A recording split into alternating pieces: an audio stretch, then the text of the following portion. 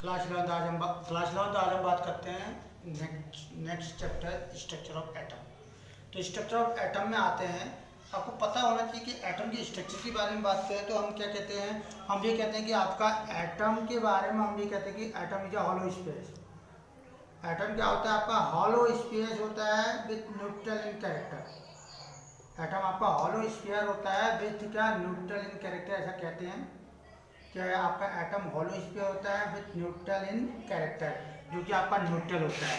It's overall weight attach in central portion known as nucleus. Atom का जो overall wait होता है वो आपका कहाँ अटैच रहता है, न्यूक्लियस में रहता है। ये आपका न्यूक्लियस, ये न्यूक्लियस है। और एटम आपका हॉलो स्फीयर होता है जो कि आपका न्यूट्रल इन कैरेक्टर होता है। इसका ओवरऑल मास क्या होता है, इसके सेंट्रल पोर्शन पे अटैच रहता है, जिसको कि हम क्या कहते हैं, न्यूक्लियस कहते हैं। और इस न्यूक्लियस में आपके क्या होते हैं, न्यूक्लियस में आपके होते हैं प्रोटॉन एंड न्यूट्रॉन।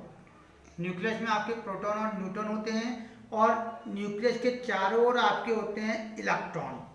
न्यूक्लियस के चारों ओर इलेक्ट्रॉन होते हैं, जो आपके क्या होते हैं, एटम के चारों ओर आपके डेफिनिट सर्कुलर पाथ में क्या करते हैं, मोशन करते हैं। इलेक्ट्रॉन आपके डेफिनिट सर्कुलर पाथ में क्या करते हैं, मोशन करते हैं। ये आपके ऑर्बिट हो गया। तो आपके जो इलेक्ट्रॉन होते हैं डेफिनिट सर्कुलर पाथ में क्या करते हैं, मोशन करते हैं। ऐसा आपका पुराना एटॉमिक स्ट्रक्चर था। तो एटॉमिक स्ट्रक्चर, हम एटम के स्ट्रक्चर की बात करते हैं तो हम सबसे पहले फंडामेंटल पार्टिकल में ही आते हैं।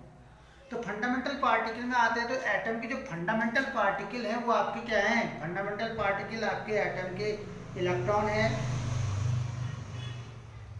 प्रोटॉन है और न्यूट्रॉन है। न्यूट्रॉन, तो इलेक्ट्रॉन, प्रोटॉन और न्यूट्रॉन आपके फंडामेंटल पार्टिकल हैं एटम के। ठीक है। इलेक्ट्रॉन को किसने डिस्कवर किया था, जे थॉमसन ने। जे थॉमसन ने इलेक्ट्रॉन को डिस्कवर किया था। प्रोटॉन को डिस्कवर किया था रदरफोर्ड ने। और न्यूट्रॉन को डिस्कवर किया था चैडविक ने। ठीक है। तो आपका अगर हम एटम के स्ट्रक्चर की बात करते हैं तो नॉर्मली हम यही कहते हैं कि एटम आपका हॉलो स्फीयर है। आपने यही पढ़ा होगा कि एटम आपका हॉलो स्फीयर होता है, जिसका ओवरऑल वेट उसके मास पे, उसके सेंट्रल पोर्शन पे अटैच करता है, जिसको कि हम न्यूक्लियस कहते हैं। और उस न्यूक्लियस में आपके क्या होते हैं, प्रोटॉन और न्यूट्रॉन होते हैं। और उसके चारों ओर आपके क्या होते हैं, उसके चारों ओर इलेक्ट्रॉन होते हैं, जो आपके डेफिनिट सर्कुलर पाथ में क्या करते हैं, मोशन करते हैं। और जो आपका इलेक्ट्रॉन जो आपका डेफिनिट सर्कुलर पाथ में मोशन करता है तो अपनी एनर्जी रिलीज करता है या एब्जॉर्ब करता है, जो आपका फोटोन के रूप में अटैच रहती है। तो इस पूरी के बारे में डिटेल से हम अब बात करते हैं। तो हम सबसे पहले बात करते हैं इलेक्ट्रॉन की। हम इलेक्ट्रॉन की बात करते हैं कि इलेक्ट्रॉन कैसे डिस्कवर्ड हुआ। इलेक्ट्रॉन को जे थॉमसन ने डिस्कवर किया था, लेकिन कैसे आपकी इलेक्ट्रॉन की खोज हुई। तो इलेक्ट्रॉन की डिस्कवरी में आपका कैथोड रेज का इंपॉर्टेंट रोल है। कैथोड रेज का इंपॉर्टेंट रोल है आपका इलेक्ट्रॉन की डिस्कवरी में। देखिए, विलियम्स क्रुक्स ने क्या किया था, विलियम्स क्रुक्स ने, हेनरी बेकेलर और विलियम्स क्रुक्स ने एक आपका डिस्चार्ज ट्यूब बनाई थी। हेनरी बेकेलर और विलियम क्रुक्स ने एक डिस्चार्ज ट्यूब बनाई थी, जिसमें कि आपके दो प्लेट लगा दिए थे। एक आपका नेगेटिव टर्मिनल से जोड़ दिया था और एक आपका पॉजिटिव टर्मिनल से जोड़ दिया था। दो प्लेट, नेगेटिव टर्मिनल और पॉजिटिव टर्मिनल। और इसको हाई सोर्स की कॉइल से अटैच कर दिया था, इंडक्शन कॉइल, जो आपके हाई सोर्स आपका प्रोड्यूस करे। ठीक है, आपका करीब 50,000 वोल्ट या हाई सोर्स के कॉइल से इसको क्या कर दिया था, अटैच कर दिया था। और इसमें बेकेलर ने क्या ले लिए थे, आपकी हल्की गैस ले ली थी, लाइट गैस, जैसे कि आपके पास हाइड्रोजन इसमें ले लिया था। ठीक है। अब हुआ क्या था, देखिए, अब इसमें क्या किया था, अब इस गैस का प्रेशर क्या किया था, गैस का प्रेशर कम कर दिया था, सॉरी बढ़ा दिया था। गैस का प्रेशर बढ़ा दिया था। प्रेशर बढ़ाने पर आपको क्या होता है, प्रेशर आपका गैस का क्या किया था, आपका हेनरी बेकेलर ने आपको क्या किया था, आपका हेनरी बेकेलर ने क्या किया था आपका, तो आपका गैस का क्या कर दिया था, आपका ये डिस्चार्ज ट्यूब है। तो डिस्चार्ज ट्यूब है तो आपका क्या किया था, प्रेशर को क्या कर दिया था, प्रेशर और गैस को घटा दिया था। सॉरी घटा दिया था, प्रेशर ऑफ गैस घटा दिया था। कितना घटा दिया था? 10⁻³ मिलीमीटर तक रिड्यूस कर दिया था प्रेशर। ठीक है, इसमें आपकी हल्की गैस ली थी और गैस का प्रेशर आपका 10⁻³ मिलीमीटर तक क्या कर दिया था? रिड्यूस कर दिया था। 10⁻³ मिलीमीटर तक रिड्यूस करने पर क्या हुआ? रिड्यूस करने पर आपका एक क्या कहते हैं, आपका गैसें क्या होने लगी? आयनाइज होने लगी, एक आपका फ्लोरेसेंस प्रोड्यूस होने लग गया। आपका फ्लोरेसेंस प्रोड्यूस होने लग गया। तो जो आपकी फ्लोरेसेंस प्रोड्यूस हुई उसका कारण क्या था? उसका कारण था कुछ रेज था जिसके कारण वो फ्लोरेसेंस प्रोड्यूस हुई। और वो रेज कौन सी थी? उन रेजों को नाम दे दिया गया कैथोड रेज। तो कैथोड रेज से ही आपका इलेक्ट्रॉन डिस्कवर्ड हुआ था। तो अब ये कैथोड रेज क्या होती है? देखो, कैथोड रेज आपका नेगेटिव प्लेट से मिलके, कैथोड रेज जो होती है आपकी ना नेगेटिव प्लेट से मिलकर बनी होती है। आपकी जो कैथोड रेज होती है नेगेटिव प्लेट से मिलकर बनी होती है, नेगेटिव पार्टिकल से मिलकर बनी होती है कैथोड रेज। ठीक है, क्योंकि कैथोड नेगेटिव, क्योंकि आपके नेगेटिव पार्टिकल से निकलने वाली रेज आपकी कैथोड रेज थी, जो कि आपकी क्या होती थी? स्ट्रेट लाइन में चलती थी। जो कैथोड रेज होती है आपकी स्ट्रेट लाइन में चलती है, स्ट्रेट लाइन में चलती है कैथोड रेज, नेगेटिव पार्टिकल से मिलकर बनी होती है। अपने मार्ग में आए किसी भी सब्सटेंस को आपका कर देती है, डिफ्लेक्ट कर देती है। इलेक्ट्रिक फील्ड में आपका इफेक्ट करती है, मैग्नेटिक फील्ड को भी इफेक्ट करती है। तो ये कैथोड रेज थी।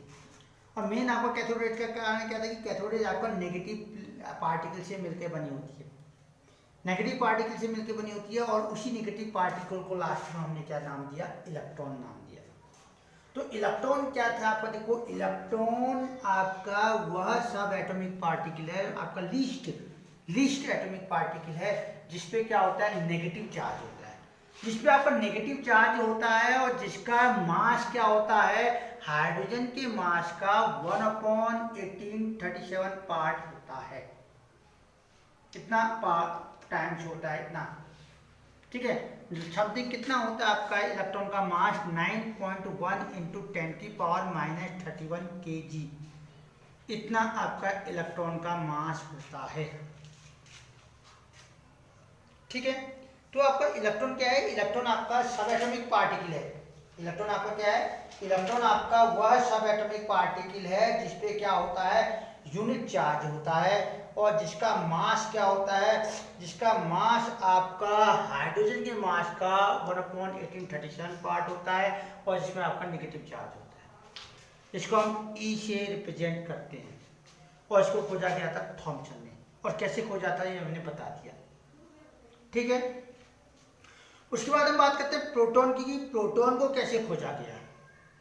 देखिए, प्रोटॉन की खोज में गोल्डस्टीन का थोड़ा विशेष रोल था। गोल्डस्टीन का बाद में आपका मॉडल से आपका रदरफोर्ड ने इसको डिस्क्राइब किया था, लेकिन जो आपका एक्सपेरिमेंट किया था प्रोटॉन पे, गोल्डस्टीन ने सबसे पहले किया था।